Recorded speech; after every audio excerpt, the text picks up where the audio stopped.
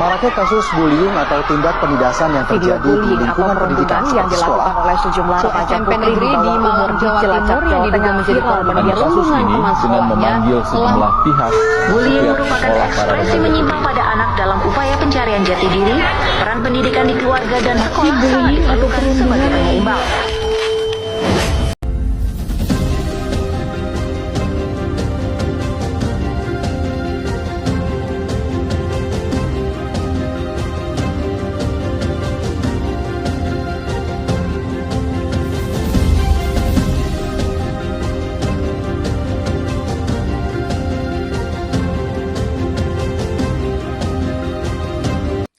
Assalamualaikum warahmatullahi wabarakatuh. Perkenalkan, saya Agnia Rizkia Khairani dengan NIM 2025-15-10-10-9. Saya berasal dari program studi pendidikan guru sekolah dasar di Universitas Kuningan. Video ini saya buat untuk memenuhi tugas dari mata kuliah pendidikan psikologi yang diampu oleh Ibu Yani Fitriani MPD. Dalam video ini saya akan memaparkan mengenai kasus pembulian yang berasal dari SMP Negeri Karangjaya, Muratara, Sumatera Selatan pada 15 Oktober 2025 pukul 13.30 WIB. Ditemukan adanya perilaku bullying yang serius berupa penganiayaan fisik yang dilakukan oleh siswi kelas 8 berinisial H kepada siswi kelas 9 berinisial C. Aksi perundungan dipicu oleh korban yang salah mengirimkan stiker WhatsApp ke pelaku. Tidak berselang lama, korban menghapusnya. Karena korban menghapusnya, pelaku merasa tersinggung. Keesokan harinya, korban diajak oleh pelaku untuk pulang bersama. Pelaku dan korban berboncengan dengan sahabatnya masing-masing. Di tengah jalan, korban diminta pelaku untuk berhenti dan menepi. Sementara siswa yang merekam video tersebut menendang motor korban, dan terjadilah tindakan perundungan tersebut.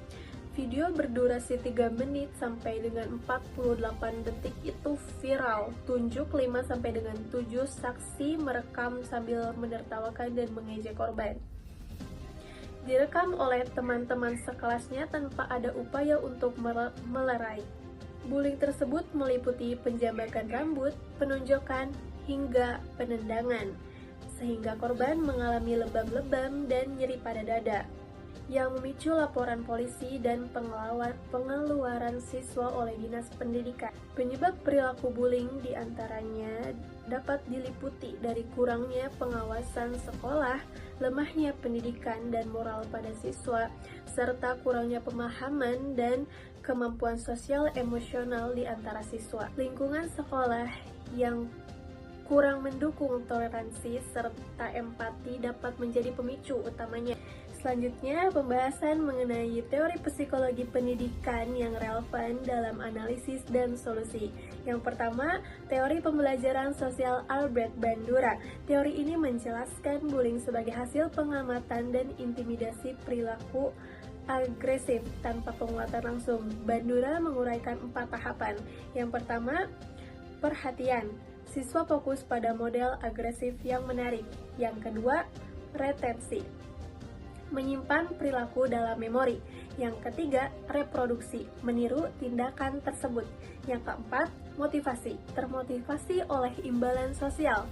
Seperti pengakuan kelompok bullying bisa terjadi karena siswa meniru perilaku negatif yang dilihat di lingkungan sekitar tanpa adanya model perilaku positif yang kuat.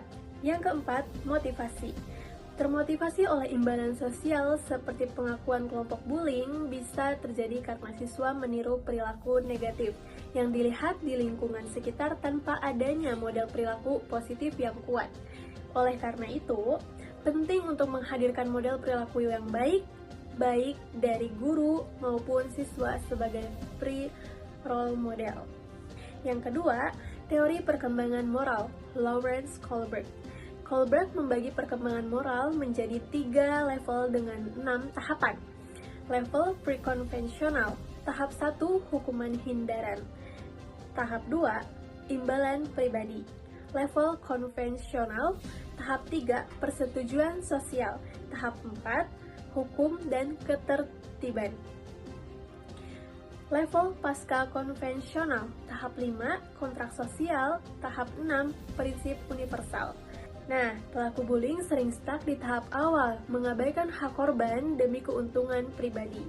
Intervensi diperlukan untuk memajukan siswa ke tahap lebih tinggi.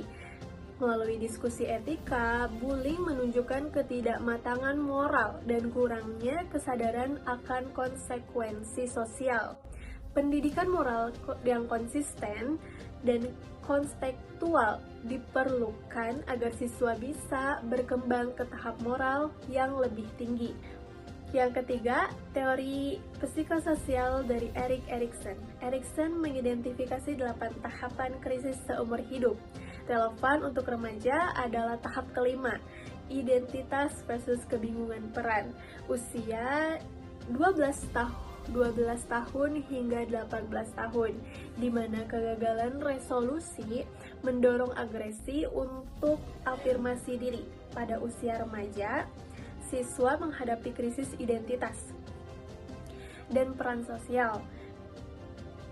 Kualitas dalam menemukan identitas positif dapat mendorong perilaku agresi, seperti bullying sebagai bentuk kompensasi atau pencarian pengakuan sosial.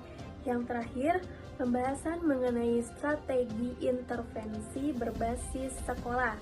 Yang pertama, melakukan pelatihan keterampilan sosial emosional bagi siswa untuk mengembangkan empati, kemampuan mengelola emosi, serta resolusi konflik.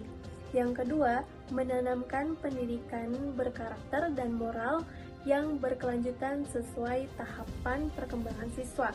Yang ketiga, membantu kelompok teman sebaya, peer support group yang aktif ikut mencegah bullying dan memberikan dukungan kepada korban. Yang keempat, mengadakan pelatihan dan sosialisasi anti-bullying pada guru dan siswa agar mampu menjadi teladan dan pengawas yang efektif. Yang kelima, menyediakan layanan konseling psikologis bagi korban dan pelaku untuk membantu rehabilitas perilaku dan pemulihan. Yang keenam, memperkuat pengawasan sekolah dan menerapkan sanksi tegas yang sesuai dengan regulasi termasuk pengeluaran pelaku bila diperlukan seperti yang telah dilakukan di SMP Muratara. Yang ketujuh, terakhir melibatkan orang tua secara aktif dalam pendidikan dan pengawasan anak di rumah dan di sekolah. Demikian analisis kasus bully di SMP Negeri Karangjaya Muratara beserta solusi berbasis teori psikologi pendidikan. Semoga bermanfaat untuk pencegahan di sekolah. Mohon maaf bila ada salah kata. Terima kasih atas perhatiannya. Wabillahi taufiq wal hidayah. Wassalamualaikum warahmatullahi wabarakatuh.